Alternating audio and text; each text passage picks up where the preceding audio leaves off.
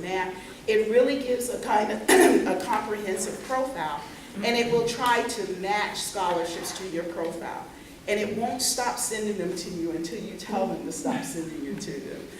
But it's a great website that really helps you to be able to sort through those kinds of things.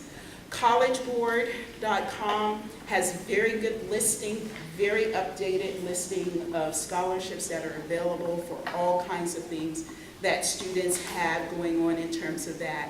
And another website is scholarships.com.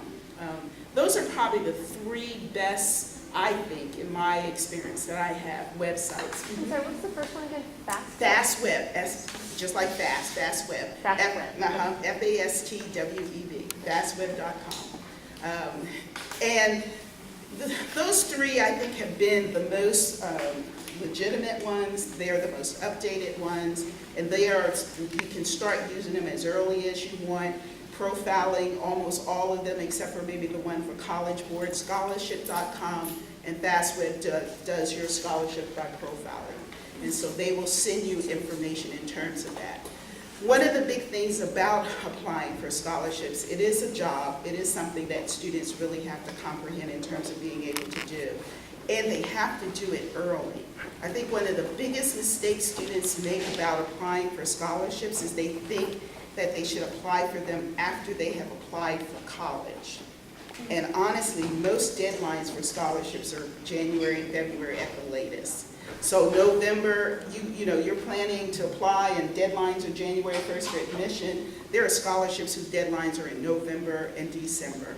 So you have to, junior year is a great time, I say sophomore year, to start researching, start looking. Students during the summer can actually create, I always say create your scholarship notebook where you just write a personal statement about yourself. When you're not doing it for a scholarship, create some documents for yourself. Start to work on your resume.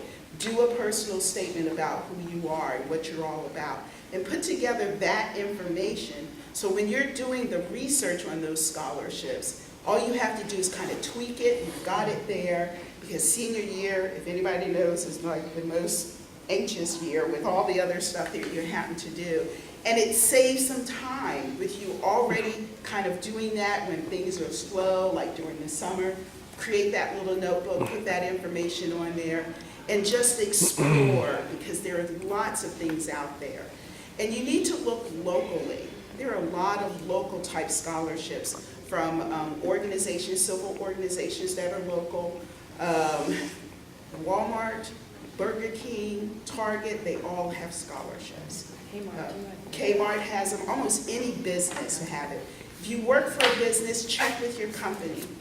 State Farm, they have scholarships. No one asks about them. They don't advertise them. What they're waiting for is for people to come and ask about them. So check your local churches and things along that. There are lots of local scholarships. And as small as they may seem to be, they add up. And they really can, and a lot of them are renewable, and so you can have them for not just 1 year, but 4 years while you're in college. And again, it's just check locally. And of course, your guidance counselors at your high school, they're the first ones to get a lot of the emails about that. I don't know how good they are about getting that information out, but most of them will keep it somewhere in the guidance office where they can put it all together and do all the things in terms of doing it. Bottom line, it's a process, but it's a process that can be very successful. And I know many students who are not having to pay 1 red cent because they worked with the process. It's not easy, but it's definitely some that is doable. Because there's monies that are out here. A lot of scholarships have gone kind of defunct with the economy, but at the same time, a lot of scholarships have been developed. But it's a matter of researching and figuring it out and what it is in terms of doing it. And any of the colleges that your children are looking to apply to, always check their financial aid webpage. Because typically there will be a list of scholarships that are there, so you can also find out about scholarships that the institutions are aware of, and they also have connections with it all. The last thing, if you have young children, I definitely would encourage you to check out the 589 Virginia Savings Plan. They have totally improved that program. that now they kind of have 4 different types of savings programs that you can start saving and locking in to tuition costs now for your child whenever they get ready to go. And every Virginia public school honors that to whatever the plan that you have set up for your children. And the one thing that's been nice about it is they have expanded it so you can kind of create a plan that's most suitable for you in terms of that as well.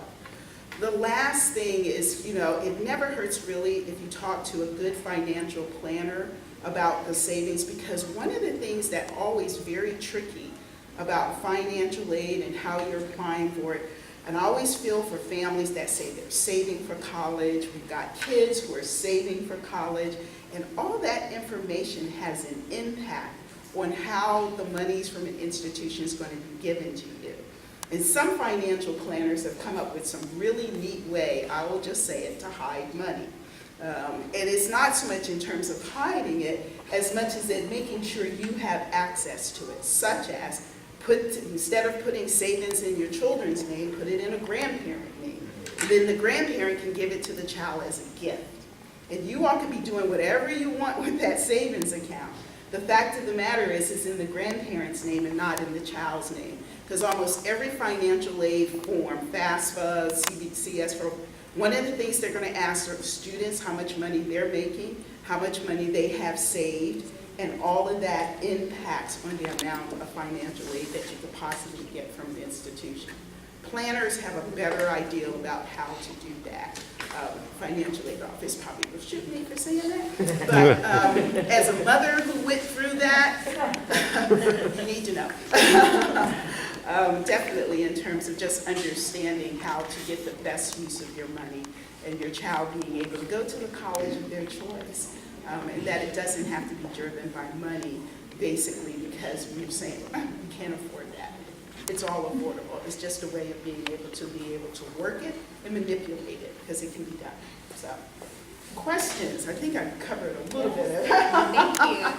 Well, I want to say thank you to Dean Valerie Gregory for coming, and that was such a lot of great information. I wish we had more time, and if you're willing to stay, Yep, I know there are some individuals that have questions, and there are a group of people that are hopefully going to tune in via internet later on. We're having this video recorded, so I don't know, Richard, if you're able to stay after Yeah, I'm here. I'm good to go. and videotape those questions. If there are other questions that come up, feel free to email me or Ms. Pillow, and we can transmit those questions to Dean. My email is very easy. It's just deangregory@virginia.edu. And one of the things I direct an outreach office for the University of Virginia. We're starting to work with students as young as 8th grade and 7th grade to just try to help students understand what it means to prepare for college. So anyone can email me at any point in time. I'd be more than happy to help you. Thank you. So I want to say thanks again to Boys and Girls Club for letting us use their space. Bruce Bowling helped to coordinate that. And thanks to you guys for coming out. It's really wonderful, a great gift to the community for each of you to be here. And thanks to Abundant Life for providing the childcare, and Ms. Francis for helping out with that too. Have a good night. Thank you. Yay.